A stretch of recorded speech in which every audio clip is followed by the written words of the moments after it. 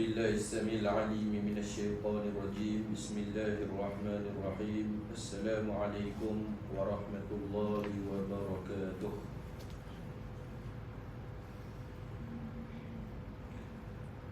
الحمد لله الذي أعزنا بالإيمان عزا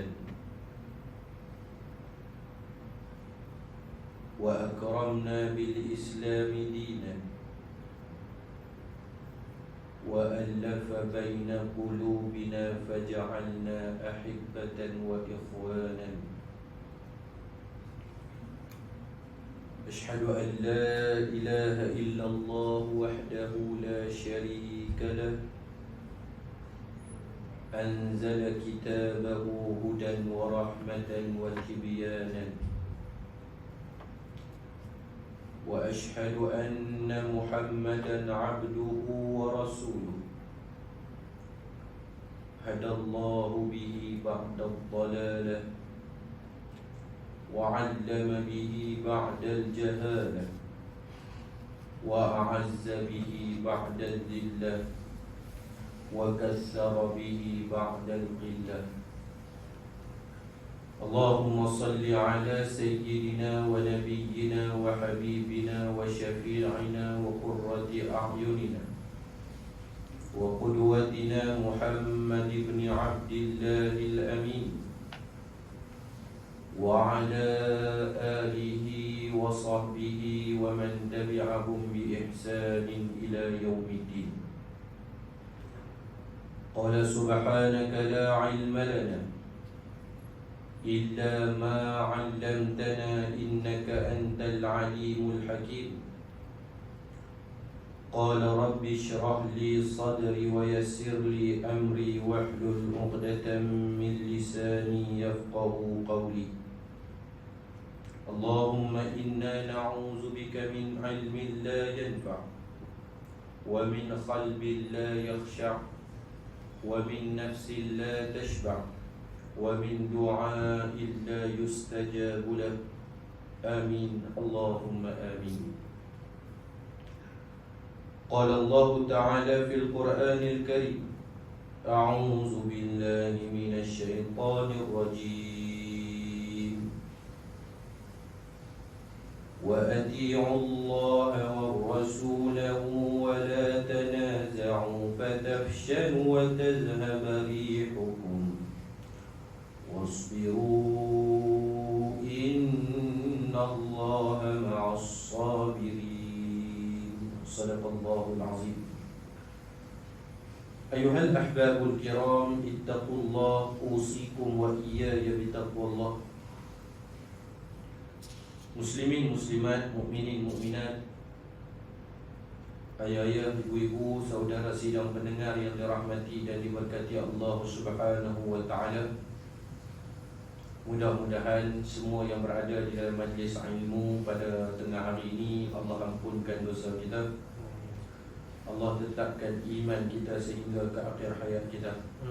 Allahumma a'inna ala dhikrika wa syukrika wa husni ibadatik. Amin Allahumma amin. InsyaAllah tuan-tuan yang mulia, pada tengah hari ini kita sambung lagi kitab pengajian kita 40 hadis kelebihan ilmu dan ulama.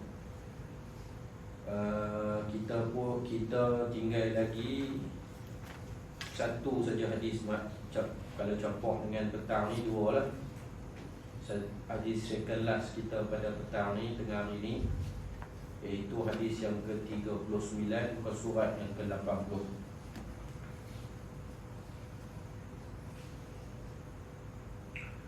Qala al-musannif rahimahullahu ta'ala wa nafa'ana bi'ulumihi wa 'ulumikum fid darain amin Allahumma amin. An Abi Hurairah radhiyallahu anhu anna an-nabiy sallallahu alaihi wasallam qala: Afdalus sadaqah an yata'allama al-mar'u al-muslim ilman thumma yu'allimahu akhahu al-muslim aw kama qala akhrajahu Ibnu Majah. Yang bermaksud daripada Abu Hurairah radhiyallahu anhu, kata dia, Nabi SAW bersabda, sebaik-baik sedekah itu bahawa seorang Muslim itu belajar akan suatu ilmu, kemudian dia mengajarkannya kepada saudaranya yang Muslim. Hadis ini hadis sahih riwayat daripada Imam Ibnu Majah. Hadis ini berada di bawah tajuk mengajar itu sedekah yang paling baik.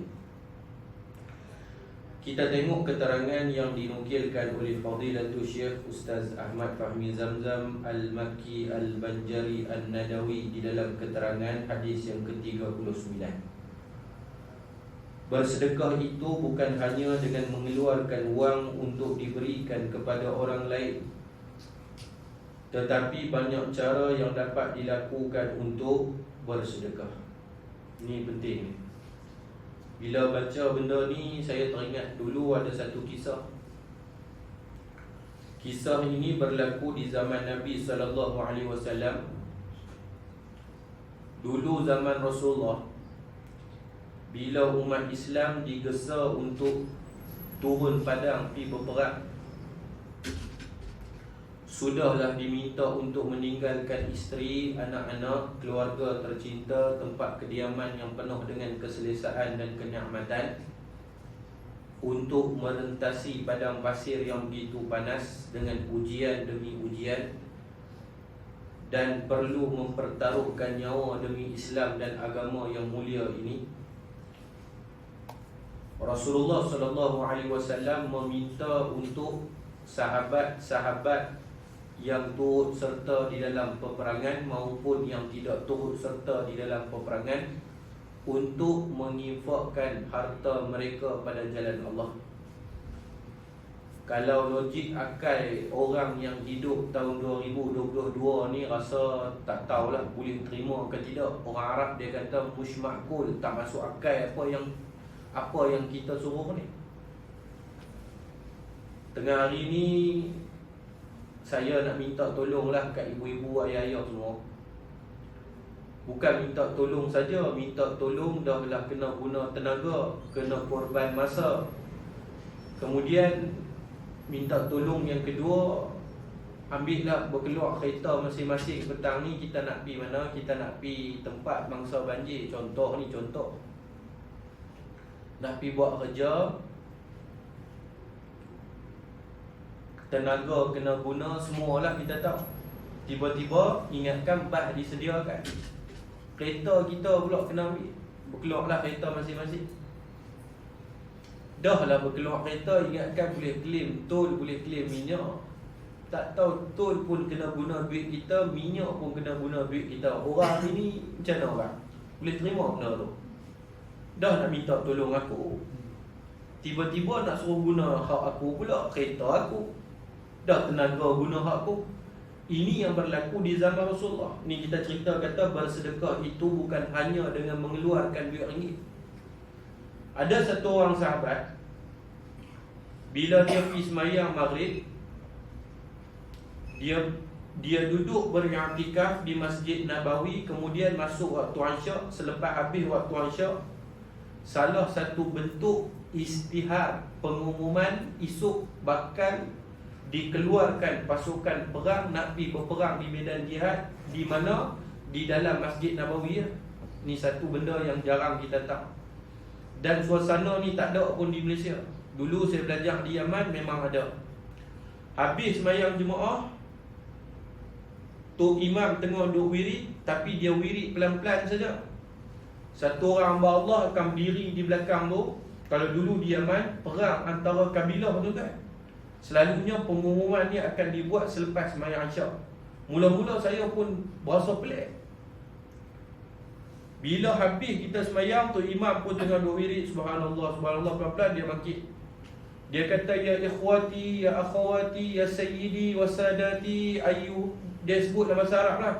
Wahai saudaraku muslim, wahai saudaraku muslimat, wahai orang yang beriman, ketahuilah kabilah kita. Kabilah ni, tahu kabilah ibu-ibu? Kabilah ni rumpun kekeluargaan sesuatu bangsa. Orang Melayu, ada Melayu Jawa, ada Melayu Banjar, ada Melayu macam-macam. kabilah-kabilah Arab satu bangsa, tapi dia ada sentimen asabiah ataupun kabilah-kabilah dia. Macam kita hari ni kita sebut bangsa Terengganu, bangsa Kelantan, macam tu lah lebih kurang. Tapi tu pun kurang tepat lah. Dia bangkit mula-mula tu, saya pun rasa apa benda ni. Oh tak, kita fikir tak hormat kau orang duk wirid. Tapi benda yang dia nak abang tu besar. Dan macam tu juga ibu-ibu, kalau suami dia, anak dia sakit teruk, dia tak cukup duit untuk buat pembedahan, habis daripada semayang, dia akan tidur di masjid. Habis orang bagi salam, dia bangkit berdiri di belakang. Kadang-kadang satu masjid 4-5 orang. Tolong aku, isteri aku nak operation, tak cukup duit, tolong aku. Kita di Malaysia ni mampus kena maki. Sagi habis dia buat pengumuman, dia pergi tunggu depan pintu pagar, dia hampak satu sejadah, orang keluar, orang pakat balik. Macam itulah yang kita nak sebut ni. Sahabat yang duduk yang i'tikaf di dalam masjid ni, habis sembahyang Aisyah dengar ada orang duk seru, sahabat Nabi lah. Esok Rasulullah nak keluarkan pasukan tentera Islam nak pergi berperang. Jadi siapa yang ada nak infak kuda, nak infak pelana, nak infak tali, nak infak makanan, nak infak minuman, apa sahaja jenis bantuan dialu-alukan. Yang paling kita nak sekali peralatan perang, tombak, sabit, panah, busur panah, tempat simpan panah, apa sahaja yang boleh digunakan dalam perang. Sahabat ni bila dengar Nabi SAW nak pergi perang, dia tak boleh pergi perang. Sebab apa? Sebab dia ada mak yang dalam keadaan uzur, dia ada isteri yang dalam keadaan sakit. Dia serba tak kena, macam mana nak buat, dia balik. Sahabat-sahabat Nabi ni, ibu-ibu, ayah-ayah yang dirahmati Allah, manusia yang terbaik yang pernah hidup di dalam alam ni. Sebab apa? Tidak ada daripada kalangan sahabat seorang pun yang pernah meninggalkan salat malam setelah mereka mengenal Islam. Itu penting. Kita dilahirkan dalam keadaan Islam, nak salat malam pun tak boleh. Bahkan duha 2 rakaat pun kita tak sempat. Sahabat ni dia bangkit, dia balik ke rumah, dia cari, bahasa saya, dia selongkak habis, tahu selongkak. Dia selongkak habis rumah dia, punggah habis, cari daripada segala ceruk rumah dia. Kot-kot ada benda yang boleh dia nak sedekah lah untuk sahabat pergi perang. Apa elok pun tak ada. Ada pun satu pisau yang dia kata apa, di dalam sirah diceritakan, potong ayam pun tak mati. Punya tumpuinya pisau dia. Dia keluar daripada rumah, kot-kot ada kuda pun tak ada. Ada seekor keldai yang memang uzur dah tua, orang nak naik pun tak boleh. Kalau dia bagi untuk perang, mesti jadi satu beban kepada sahabat yang lain. Kesudahan dia apa? Malam dia semayang, dia tadah tangan, dia doa kepada Allah, ya Allah, sekiranya ada pahala daripada semayang tahajud aku. Nak abang kata, tak ada apa dah nak bersedekah. Sekarang nak bersedekah apa abang? Nak bersedekah pahala daripada amalan dia buat ni. Ya Allah, sekiranya ada pahala daripada amalan yang aku buat pada malam ni, ya Allah, aku sedekahkan kepada tentera-tentera Islam yang nak pergi perang pada keesokan hari dia. Tapi benda tu tak pernah orang buat lagi. Dia orang pertama buat. Serba tak kena, duduk tak kena, tidur tak kena. Sampai masuk waktu subuh, dia pun berat hati nak pergi semayang subuh. Bukan berat hati sebab ada sifat munafik dalam diri dia, tak. Tapi berat hati orang lain pakat bagi, dia apa pun tak boleh bagi. Kesudahan dia tuan-tuan, selepas daripada semayang subuh, Allah hantar malaikat Jibril, Nabi yang pimpin semayang subuh. Fa akhbarani, kata Rasulullah, Jibril doa abang kat aku, tentang kisah lelaki-lelaki ni. Rasulullah pun tak tahu. Rasulullah pun kali di tengah orang ramai, Nabi kata apa? Man minhum, siapa daripada kalangan kamu semalam yang sudah pun bersedekah dengan harta salat tahajud mereka, maka sesungguhnya Allah terima sedekah tersebut. Tu dia sahabat ni terkejut perut dah. Boleh fikir tak? Kita yang ada ni tak boleh lah. Dia yang tak ada apa ni, tak tahu lah nak pergi korek tang mana. Lain kali punya fikir, punya tak ternilai ni. Korban tidur, korban keselesaan, korban segala-galanya dah bangkit semayang.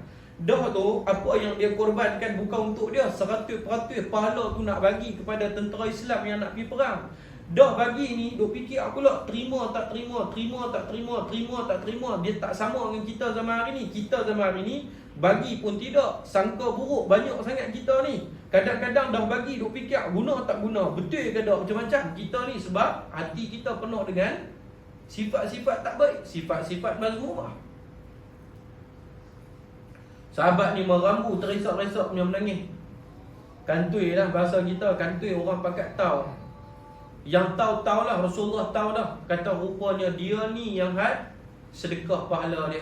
Jadi di sini apa kata pengarang kitab, bersedekah itu bukan hanya dengan mengeluarkan wang yang diberikan kepada orang lain, tetapi banyak cara yang dapat dilakukan untuk bersedekah. Memberi nasihat kepada orang lain itu juga sedekah. Ini satu benda yang tak ada lah zaman hari ni. Mana ada?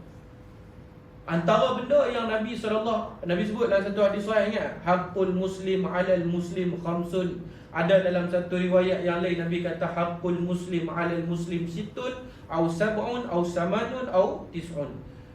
Hak orang Islam dengan orang Islam tu Nabi kata ada 5. Dalam riwayat yang lain kata ada 6. Ada riwayat yang lain kata ada 7, ada 8 dan 9. Apa di antara hak-hak dia tuan-tuan tahu? Beri salam, jawab salam, senyum, pi kenduri, macam-macam kan. Bila orang mati, kita pergi ziarah, kita pergi semayang.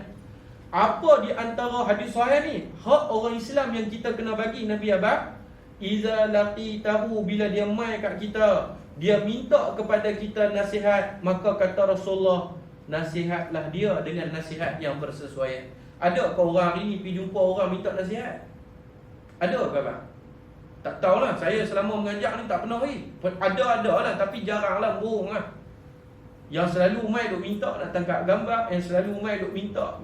Ada tak? Kita ni kena minta nasihat. Sebab agama Islam ni Nabi kata ad-dinun nasihah. Agama Islam ni terdiri daripada komponen-komponen ataupun kita sebut berbagai-bagai syariat. Salah satu syariat tuntutan agama ni, bila kita rasa down dalam melakukan amal soleh, bila kita sebagai orang Islam ni rasa macam ada tak kena dengan hidup kita, pergi minta nasihat kepada orang yang lagi ilmu dia tinggi, lagi pengalaman dia banyak. Mana ada? Yang kedua yang Rasulullah suruh minta nasihat apa? Rasulullah suruh minta nasihat apa? Orang yang nak mendirikan rumah tangga dan dia tak kenal siapa pasangan dia. Lagi tak ada zaman hari ni. Kita nak kahwin, kita tak kenal ni, siapa dia ni. Kita pun pergi cari. Dalam sirah dia cerita banyak, pergi cari kampung penempatan perempuan tadi. Tanya bukan pasal perempuan ni, tanya pasal keluarga perempuan ni. Tanya dekat Tok Imam masjid, Imam ni saya nak kahwin dengan orang Taman Cempaka ni, rumah nombor 36. Nak tanya sikit macam mana keluarga ni. Bukan nak tanya pasal anak dara dia, nak tanya keluarga ni. Imam kata keluarga ni, keluarga haprak punya keluarga atau haprak. Keluarga ni keluarga leceh punya keluarga ni, keluarga kelang kabut ni, mak dengan tudung tak pakai, anak dengan selok pendek ni, mau keluarga rapla jingga punya keluarga. Nasihat macam tu tak ada zaman ni. Ni saya habaq hadis sahih. Tuan-tuan jangan marah saya, marah Rasulullah lah kalau nak marah. Orang hari ni sikit-sikit nak kecam. Bahkan Nabi kata apa? Kalau orang tu tak minta nasihat, tiba-tiba kita tahu dengan siapa yang dia nak kahwin, boleh mendatangkan mudarat pada hari kemudian. Nasihati dia, kata Nabi. Ataupun seseorang yang nak melakukan satu kerja yang dia tak tahu mudarat yang berat nak tunggu dia selepas daripada ni. Ni dia sebut kata apa? Nasihat itu juga satu sedekah. Tapi tak ramai orang nak bagi. Yang banyak orang nak bagi hari ni kecaman, cacian, makian. Itulah budaya netizen di Malaysia, negara yang tercinta ni tuan-tuan. Orang Malaysia ni baik-baik banyak. Harap-harap tak ada lah yang duduk dalam kuliah ni terjebak sebahagian daripada golongan yang kita sebutkan tadi. Menolong orang dengan tenaga ataupun fikiran, itu juga adalah sedekah tuan-tuan. Ingat, ini Islam. Bercakap-cakap perkataan yang baik terhadap orang lain juga itu adalah dinamakan sebagai sedekah. Menghilangkan sesuatu yang mengganggu di jalan umum itu juga dinamakan sebagai sedekah. Bertasbih, berzikir itu juga adalah sedekah. Memberi salam dalam keadaan tersenyum ketika bertemu dengan orang itu juga adalah sedekah. Dan banyak lagi perkara-perkara yang dapat dijadikan sebagai sedekah. Mudah jadi orang Islam ya tak? Bahkan dalam satu hadis sahih Nabi sebut apa? Di dalam tubuh badan manusia itu ada berapa banyak sendi? Ada 360 sendi. Setiap sendi itu perlu bersedekah. Sahabat terkejut, tanya Nabi, "Ya Rasulullah, macam mana sendi ini nak pergi sedekah kepada Allah ni? Sendi-sendi dalam badan ni." Rasulullah kata, dengan mendirikan salat sunat duha 2 rakaat itu pun kita gagal, tuan-tuan. Nah, muslimin yang dirahmati Allah Subhanahu wa taala. Di dalam hadis ini disebutkan sedekah yang terbaik iaitu mengajar orang lain akan suatu ilmu yang bermanfaat. Maka pekerjaan ini dianggap sebagai sedekah yang terbaik. Kerana bila kita memberi wang kepada orang lain, maka boleh jadi wang itu digunakan untuk perkara-perkara yang tidak berfaedah. Dan bila kita menolong orang lain dengan suatu hajatnya, maka barangkali hajatnya itu hanya untuk keperluan dunia. Tetapi jika ilmu agama yang disedekahkan kepada seseorang itu, maka sudah pasti ilmu itu akan menolongnya dalam mencari keredaan Allah Subhanahu wa taala. Maka perkara ini adalah sebaik-baik sedekah. Faham tak? Ini cerita kita pada tengah hari ini. Cara ringkas kita tengok satu persatu. Suka saya nak bagi ingat diri saya dan tuan-tuan yang dimuliakan Allah Subhanahu wa taala semua. Kita di Surau Culan Tower kuliah tengah hari ini, saya pilih untuk menggunakan kitab 40 hadis kelebihan ilmu dan ulama. Bagi tujuan apa? Bagi tujuan yang pertama sekali, kita tidak jadi orang yang membabi buta, membuta tuli beramal dengan Islam yang mulia ini. Kerana orang yang berilmu sama sekali tidak sama dengan orang yang tidak berilmu.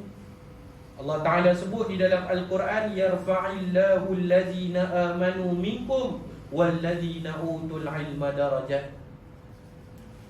Barang siapa yang Allah Ta'ala nak bagi kebaikan kat dia, ini penilaian manusia tersasar jauh dah dengan apa yang diberikan oleh Allah.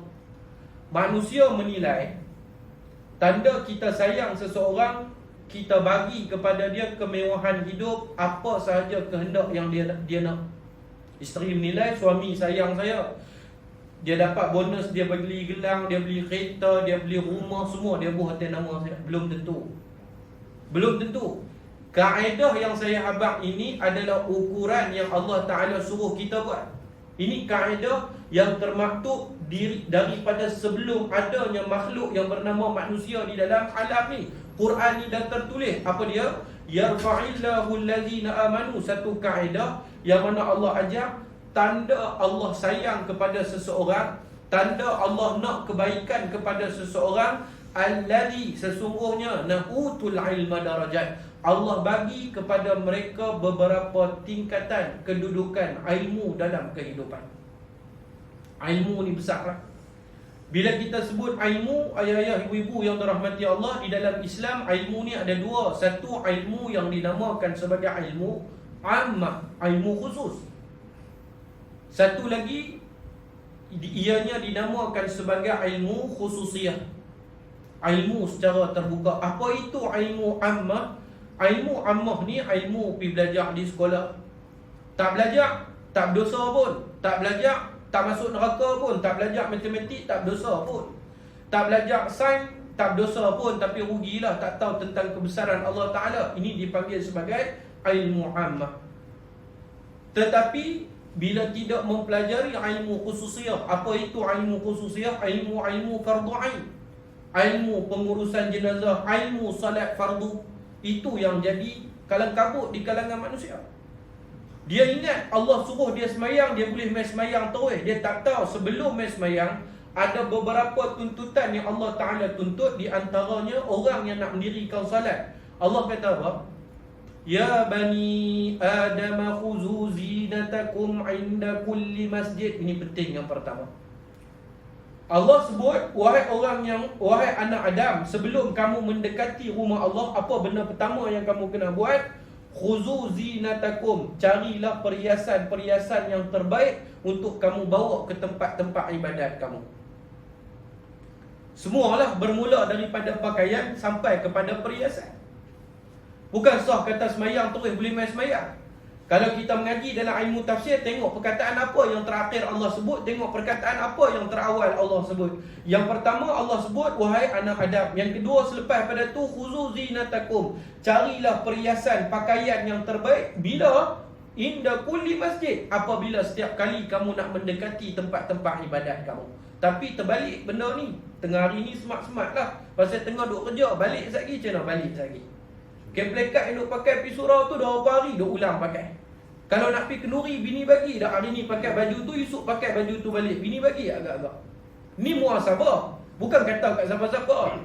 Sebab tu penting kena ada ilmu. Bila tak ada ilmu jadi masalah lah tuan-tuan. Dia buat ikut suka dia.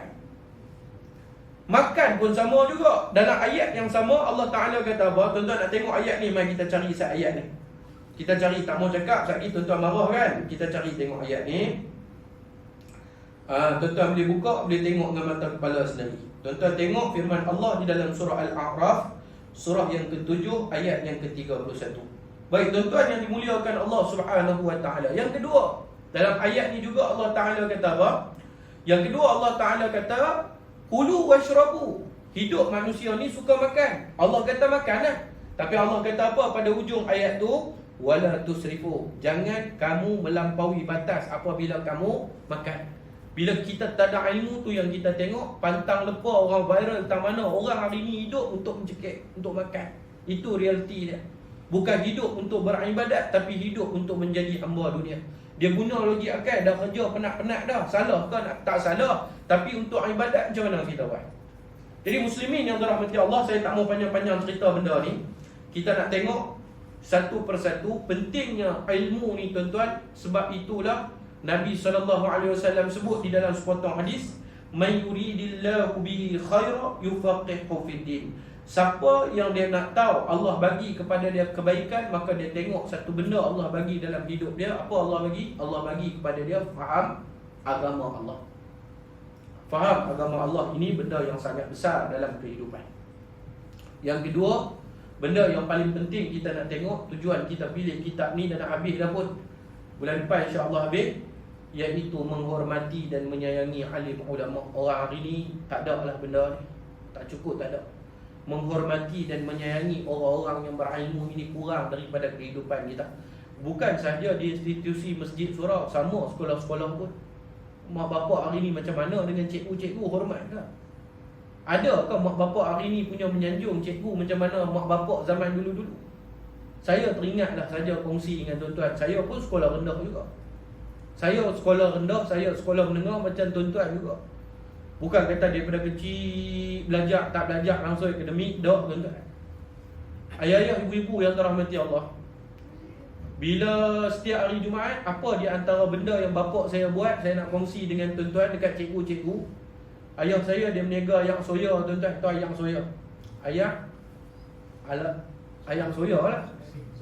Soya bean, soya bean. Dengan taufa. Kan, taufufa. Orang KL kata taufufa, bahasa orang KL tak sama lah dengan saya ni. Ayam soya dengan taufa. Setiap hari Jumaat bang, ayah saya akan bungkus ayam soya, gula hitam bagi kepada semua cikgu. Dan lebih kepada cikgu yang mengajar kelas saya. Demi Allah saya bang, sampai hari ni saya ingat. Anak saya nak pergi sekolah tahun depan, saya pula duk fikir apa aku nak buat. Ada mak bapak hari ni macam tu? Mana ada tuan, kondem lagi cikgu. Saman cikgu lagi, marah cikgu lagi, petikai cikgu lagi. Sebab tu anak-anak kita ada pendidikan yang hebat, tapi tak ada adab dan akhlak. Tak ada adab dan akhlak. Hebat anak kita PhD master, bapak bersembang, dia tak bagi ruang, dia nak potong mencelah bapak dia cakap. Itu bapak yang, itu anak yang hebat ke anak yang tak hebat? Hebat daripada pandangan mata dunia. Di sisi Allah, Allah tak pandang pun dia. Sebab dia tidak ada akhlak dan adab. Ini penting kita nak mengaji kitab ni. Jadi ringkas cerita, masa pun tak banyak, 10 minit tinggal. Ayah-ayah, ibu-ibu tengok baik-baik. Hadis ni, kalau dulu saya belajar di Yaman ada nasyid. Bagusnya negara-negara Arab ni, nasyid-nasyid tu tak dipopularkan dalam negara kita. Bahkan silap ribuan tuan-tuan pun tak bisa dengar hadis ni. Setiap hadis-hadis yang menarik ni, orang Arab banyak dia buat nasyid. Antaranya Mahir Zain cuba mempopularkan hadis Rasulullah tentang bab arus kahwin tu. Barakallahu lakuma wa baraka alaikuma wa jama'a bainakuma fil khair. Dia buat dalam intonasi nasyid lah. Hadis ni pun dia ada nasyid dia. Macam mana nasyid dia? Suara tak sedap pun tuan-tuan. Nyanyi pilah nak bagi dengar. Kata ada nasyid. Dulu saya belajar di negara Arab. Mula-mula kita dengar sedap. Budak-budak menyanyi tak tahu kata nasyid. Tak tahu kata hadis Nabi. Rupa-rupanya bila belajar hadis Nabi rupanya. Apa jalan nasyid tu? Afdalus sadaqah an yata'allama al-mar'ul muslimu ilman summa yu'allimahu akhahul muslim. Itulah dia ada di negara Arab, dia ada nasyid dia. Kita tengok satu persatu tentang hadis ni. Apa kata Nabi SAW? Kata Rasulullah SAW, afdalus sadaqah. Di dalam Islam ni, ingat, di dalam Islam ada banyak cara untuk kita membantu sesama manusia melakukan kebaikan. Jadi di antara bantuan-bantuan yang kita boleh bagi, bantuan kepada manusia yang memerlukan, selain daripada sedekah, dia ada bermacam-macam istilah lagi. Antara benda yang kita tahu di dalam Islam ni, selain daripada sedekah, dia ada apa bang? Dia ada zakat. Zakat juga dinamakan sebagai sedekah. Zakat ni pula, tuan-tuan yang dirahmati Allah Subhanahu wa taala, dia ada dua. Satu nama dia zakat fitrah, satu lagi nama dia zakat mal, zakat simpanan. Zakat fitrah kita keluarkan bila? Pada bulan Ramadan sebelum kita sembahyang hari raya. Tapi kalau lepas sembahyang raya, bayar zakat juga, dia dipanggil sebagai sedekah. Tak dipanggil sebagai zakat dah. Tapi kalau sebelum raya kita bagi benda tu, dia dapat dua. Satu dapat pahala sedekah, satu lagi dapat pahala mengeluarkan zakat. Meringankan bebanan bagi orang yang tidak berkemampuan. Zakat fitrah ni dipanggil sebagai zakat nafs, zakat diri. Kita tebus anak kita, isteri kita, keluarga kita, tanggungan kita dengan kita bayar mengikut harga cupak beras dengan kadar nilaian beras yang kita makan. Ini nama dia zakat fitrah. Yang kedua nama dia zakat apa? Nama dia zakat simpanan. Zakat simpanan ni kita tahulah berkeluar masa bila. Kita berkeluar zakat simpanan ni bila cukup tempoh setahun dengan jumlah simpanan yang kita ada. Baik. Di dalam Islam, ingat baik-baik, zakat ada kadar kiraan dia, walaupun dia dinamakan sebagai sedekah. Ada kadar kiraan dia. Tak boleh suka hati. Saya nak bayar zakat tapi suka hati saya, tak boleh. Dia ada nisab dia, dia ada haul dia, dia ada kadar jumlah yang ditetapkan oleh syarak. Faham? Di dalam Islam, selain daripada sedekah, selain daripada sedekah lah, kita sebut sedekah. Apa yang pertama kita sebut sedekah zakat. Ada lagi sedekah yang dinamakan sebagai sedekah apa tuan-tuan? Sedekah macam-macam ni. Ada infak, ada wakaf, ada hadiah. Ingat, hadiah juga dinamakan sebagai sedekah. Kalau zakat, sedekah yang ada jumlah tertentu, tapi hadiah tidak ada jumlah tertentu. Nabi SAW bagi tahu di dalam sepotong hadis dia, rajinlah kamu memberi hadiah kerana sesungguhnya Allah menyintai orang yang suka memberi. Hadiah tak kisah. Kalau tadi zakat mesti duit lah. Mesti duit ataupun beras yang kita nak berkelak, okey? Tapi hadiah tak kisah. RM2 boleh abang? Nak bagi baju boleh abang? Apa yang abang suka demi farraha, menggembirakan orang lain di atas pemberian kita. Hadiah ni kena selalu bagi dalam hidup, kata Rasulullah. Cuba kita renung bila kali terakhir kita bagi hadiah ke orang.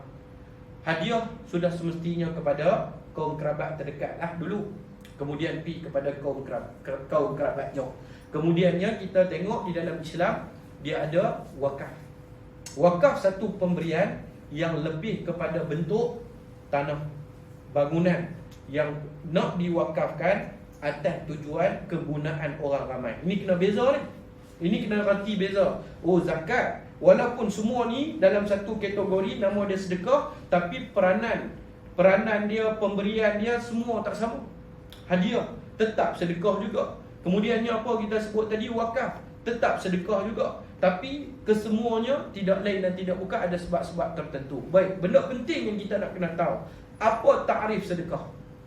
Sebab apa kita kena bersedekah? Tujuan kita kena bersedekah ialah tidak lain dan tidak bukan memberi sesuatu yang kita suka ataupun yang sesuatu yang kita mampu kerana Allah, dengan tujuan untuk mendekatkan diri kepada Allah. Tujuan kita bersedekah ni sebab apa? Sebab apa bersedekah? Untuk taqarrub ila Allah, mendekatkan diri kepada Allah. Ada orang dia bersedekah sebab apa? Sebab nak suruh orang beli barang daripada syarikat dia banyak-banyak. Dan kita tengok kadang-kadang, mohon maaf banyak-banyak tuan-tuan, dan saya sebut ni benda yang saya tengok lah. Yang tak betul saya tetap kritik. Sebagai contoh, kita tengok orang lain bayar zakat juga, pusat zakat tak highlight pun. Pasal apa? Dia bayar zakat sikit. Mentang-mentang yang bayar zakat tu paling muda, perempuan cantik, ada syarikat besar, dia highlight pula. Nak suruh kita beli lagi kat syarikat dia. Syarikat lain pun bayar zakat juga. Faham maksud saya? Mission kita, tujuan kita, kita bersedekah, berkeluar zakat, berwakaf, bagi hadiah, kita infak, jariah, semua ni tujuan dia untuk apa? Untuk membuktikan keimanan kita kepada Allah. Kalau hanya sekadar kita bercakap beriman kepada Allah, tak ada pemberian yang kita beri pada jalan Allah, kita belum dikira beriman kepada Allah. Ini penting. Dan kita bagi tadi dengan pengharapan Allah terima setiap apa yang kita bagi. Baik tuan-tuan yang dirahmati Allah Subhanahu wa taala. Kita sebut dah. Kemudian kata Nabi SAW, sebaik-baik sedekah. Nah, sebaik-baik sedekah. Sebaik-baik sedekah di dalam Islam, sebut sedekah saya teringat satu benda, satu kata-kata yang sangat keramat daripada seorang waliullah yang sangat terkenal yang bernama Syekh Mutawalli Asy-Sya'rawi. Dia kata apa? Dia kata, bila manusia bersedekah, Allah bagi kepada dia 3 jenis harta. Tengok tuan-tuan. Bila manusia bersedekah, Allah bagi kepada dia 3 jenis harta. Orang yang bersedekah, yang pertama sekali dia sedekah RM2 ke, dia sedekah apa pun tak ada masalah. Dengan sedekah dia, Allah balas balikkan dia pembalasan yang paling ringan di sisi Allah. Apa bentuk pembalasan yang paling ringan di sisi Allah? Allah balas balikkan dia dengan harta di dunia.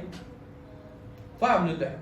Saya bagi contoh macam ni lah. Hari ni ibu-ibu tengah hari ni pi makan di mana-mana kedai. Kita tengok ada satu orang makan, nampak dia macam susah, kita bayar untuk dia. Kita bayar untuk dia, kita sponsor dia makan, harga dia makan tengah hari RM30. Tak tahu kita balik, kita bawa suami kita, anak-anak kita, sempena birthday suami kita pi makan. Kita order makanan, macam-macam ni. Kita order apa? Kita order tomahawk wagyu pula, wagyu Jepun ni. Baiknya tu tuan-tuan, 1,000 lebih, 2,000. Tak tahu time nak bayar, orang bayar lah. Pernah jadi tak benda ni nak hidup tuan-tuan? Pernah, masa tak cukup saya nak contoh. Pernah kadang. Ini bentuk Allah balas balik pemberian, tapi pembalasan Allah tu berada pada kategori yang paling rendah. Sedekah RM2, sedekah ilmu, sedekah apa pula, Allah balas balik. Bentuk balasan Allah, yang pertama, Allah balas balik dengan harta kekayaan dunia. Yang ni yang menyebabkan orang rasa lagi nak bersedekah, lagi nak bersedekah. Yang kedua, pertengahan.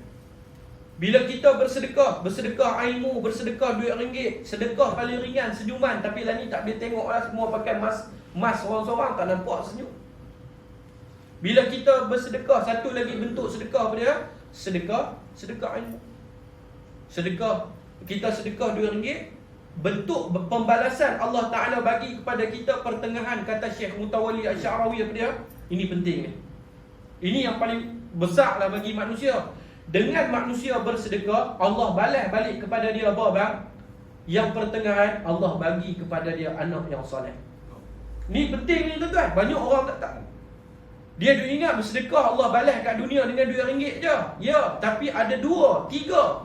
Yang pertengahan Allah balas kepada manusia. Apa bukti dia ustaz? Bukti Syekh Mutawalli abang macam ni, balik kepada hadis tu. Rasulullah kata apa? Bila mati sahaja anak Adam, maka terputuslah segala amalan dia, melainkan yang pertama apa dia? Yang pertama apa dia tuan-tuan? Yang pertama, ilmu yang bermanfaat. Apa ilmu bermanfaat yang kita duk bagi? Itu nama dia sedekah lah yang kita nak sebut ni.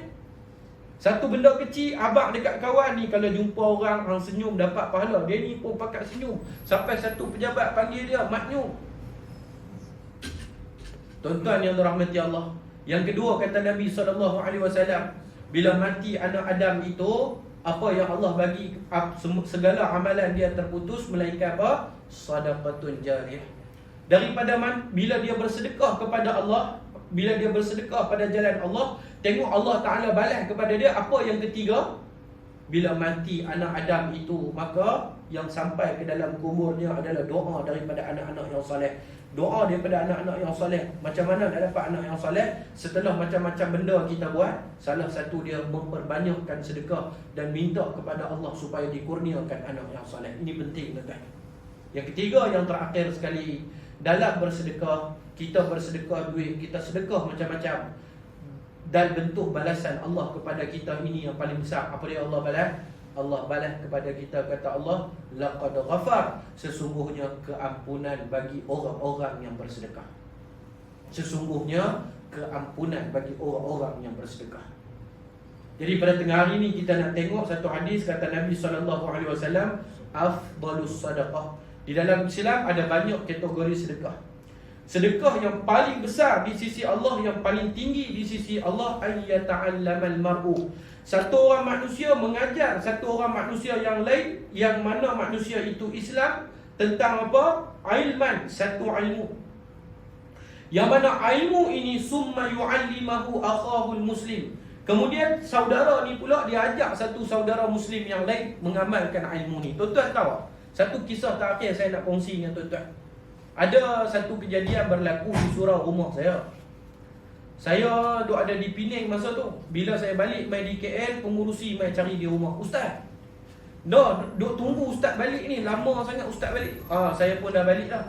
Ustaz nak tanya sikit dah ustaz. Ada dua kejadian berlaku. Dua kejadian, tuan-tuan tengok Bila orang Islam beramal membabi buta tanpa ilmu. Bila kita tengok benda dia buat tak betul, kita kena tegur dah.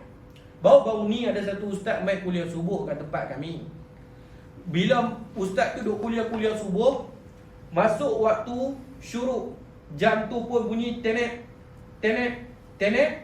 Kalau ikut SOP surau, kena berhenti. Tapi ustaz tu pasal dia ustaz jemputan, dia minta kebenaran daripada pihak surau untuk sambung sikit saja cerita dia tu bagi perhabis. Sebab kalau tak, dia tak tahu bila dia nak main. Jadi semua orang setuju, kecuali salah seorang haji ini, dia tak berapa setuju.